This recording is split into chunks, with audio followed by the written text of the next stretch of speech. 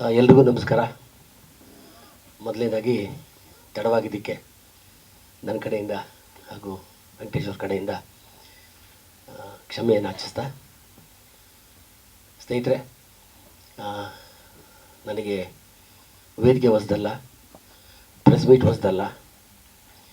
ನೀವ್ಯಾರು ನನಗೆ ಹೊಸಬ್ರ ಥರ ಕಾಣ್ತಾ ಇಲ್ಲ. ನಾವೆಲ್ಲ ಒಂದು ಕುಟುಂಬ. ಸ್ನೇಹಿತರೆ, ಇವತ್ತು ವೆಂಕಟೇಶ್ವರ ಮಾಡಿದೊಂದು ಕೆಲಸದಿಂದ ವಾಸಣ್ಣವರು ಇವರಿಬ್ಬರು ಸೇರಿ ಬಲವಂತ ಮಾಡಿ ಈ ಒಂದು ಪ್ರೆಸ್ ಮೀಟ್ ಮಾಡಿಸಿದ್ದಾರೆ.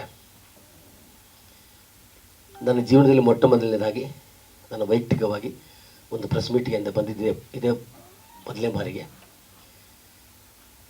ಸಮಾಜಮುಖಿ ಕೆಲಸ ಆಗ್ಬೋದು, ಸಿನಿಮಾ ಆಗ್ಬೋದು, ಅನೇಕ ವರ್ಷಗಳಿಂದ ಇದ್ದೀನಿ. ನಾನು ಯಾವತ್ತೂ ಪ್ರೆಸ್ ಮುಂದೆ ಬರೋಕ್ಕೆ ಇಷ್ಟಪಟ್ಟಿಲ್ಲ, ಪಡೋದು ಇಲ್ಲ.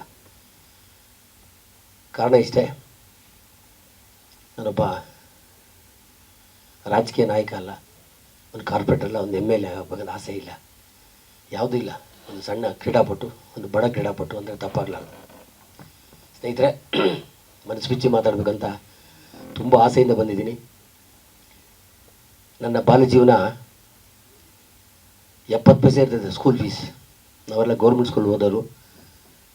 70 ಪೈಸೆ ಸ್ಕೂಲ್ ಫೀಸ್ ಕಟ್ಟೋಕ್ಕೆ ನನ್ನ ಹತ್ರ ಕಾಸಿರ್ತಾರಿಲ್ಲ, ಅಂದರೆ ನಮ್ಮ ಮನೇಲಿ ಕಾಸಿರ್ತಾರಿಲ್ಲ.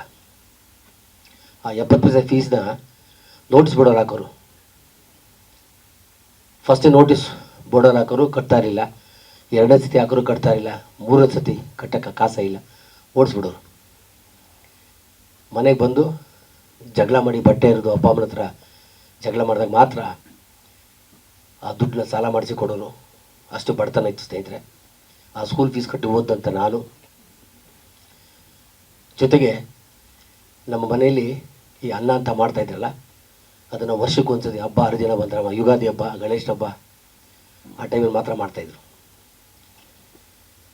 ನಾನು ನಮ್ಮಮ್ಮನೇ ಹೋಗಿ ಕ್ವಶನ್ ಮಾಡ್ತಾಯಿದ್ದೆ, ಅಮ್ಮ ನಾವು ಶ್ರೀಮಂತರಾಗೋದು ಯಾವಾಗ, ನಾವು ಅನ್ನ ಮಾಡೋದು ಯಾವಾಗ, ಅನ್ನ ತಿನ್ನೋದು ಯಾವಾಗ ಅಂತ ತುಂಬ ಸತಿ ಕೇಳಿದ್ದೀನಿ ನಾನು.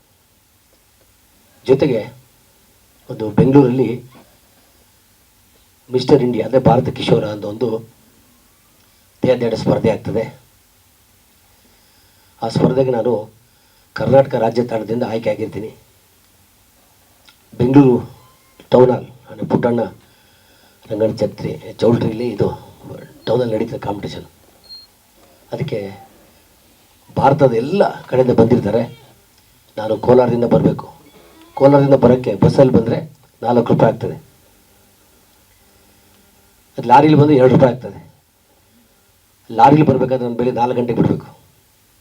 4 ಗಂಟೆಗೆ ಬಂದು ಊರಾಚೆ ಬಂದು ಬೈಪಾಸಲ್ಲಿ ನಿಂತ್ಕೊಂಡ್ರೆ ಲಾರಿಲಿ ಹತ್ತಿ ವಾಪಸ್ ಬಂದು ಅದನ್ನು ಬೇಗ ಮೊದಲು ಬಸ್ ನಿಲ್ಲಿಸ್ಬಿಡ್ತಾರೆ. ಲಾರಿನ ಒಳಗಡೆ ಬಿಡೋಲ್ಲ. ಅಲ್ಲಿ ಓಡೋಕ್ಕೆ ಶುರು ಮಾಡಿದ್ರೆ ಟೌನ್ ಹಾಲ್ಗೆ ಬರ್ತೀನಿ ಸರ್, 9 ಗಂಟೆಗೆ ಬರ್ತೀನಿ. 7 ಗಂಟೆಗೆ ಬರಬೇಕಾಯ್ತು, 9 ಗಂಟೆಗೆ ಬರ್ತೀನಿ. ಸೊ ಎಲ್ಲ ಬೈತಾರೆ, ಯಾಕೆ ಲೇಟ್ ಆಯಿತು ಹಂಗೆ ಹಿಂಗೆ ಅಂತ. ಇಲ್ಲ ಸರ್, ಅಲ್ಲಿ ಓಡ್ಕೊಂಬಂದೆ, ಕಷ್ಟ ಆಯಿತು ಅಂತ. ಸರಿ, ತೂಕ ಎಲ್ಲ ತೊಗೊಂಡು ಹೇಳ್ತಾರೆ. ಮಧ್ಯಾಹ್ನ 2 ಗಂಟೆಗೆ ಸ್ಪರ್ಧೆ ಅಂತ ಹೇಳ್ತಾರೆ. ಅಲ್ಲಿಂದ ವಾಪಸ್ಸು ಮತ್ತೆ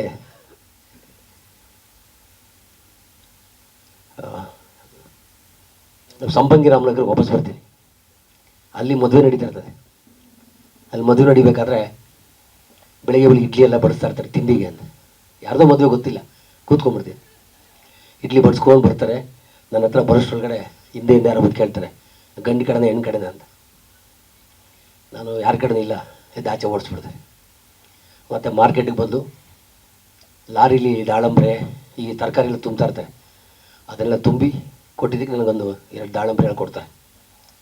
ಅದನ್ನು ತಿಂದ್ಬಿಟ್ಟು ನಾನು ಸ್ಪರ್ಧೆಗೆ ಹೋಗ್ತೀನಿ. ಸ್ನೇಹಿತರೆ, ಮಿಸ್ಟರ್ ಜೂನಿಯರ್ ಇಂಡಿಯಾ ಪ್ರಶಸ್ತಿ ತೊಗೋತೀನಿ, ಭಾರತ ಕಿಶೋರ ತೊಗೋತೀನಿ.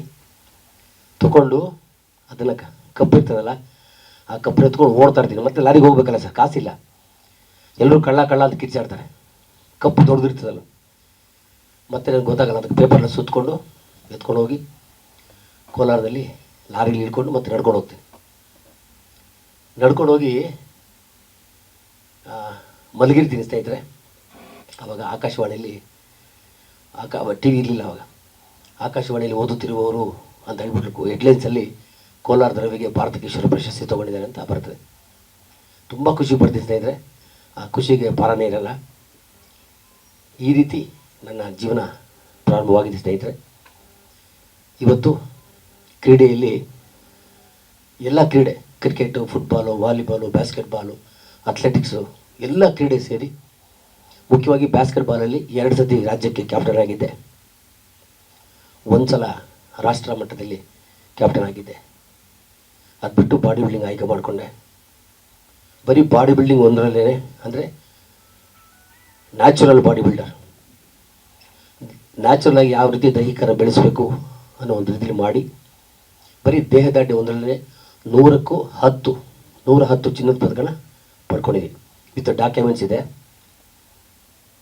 ಜೊತೆಗೆ ಎಲ್ಲ ನನ್ನ ಸ್ಕೂಲ್ ಡೇಸಿಂದ ಹಿಡಿದು ಕಾಲೇಜ್ ಡೇಸಿಂದ ಹಿಡಿದು ಒಟ್ಟು 300ಕ್ಕೂ ಹೆಚ್ಚು ಚಿನ್ನದ ಪದಕ ನಾನು ತೊಗೊಂಡಿದ್ದೆ ಸ್ನೇಹಿತರೆ. ಸೊ ಇದೇ ನನ್ನ ಒಂದು ಜರ್ನಿ.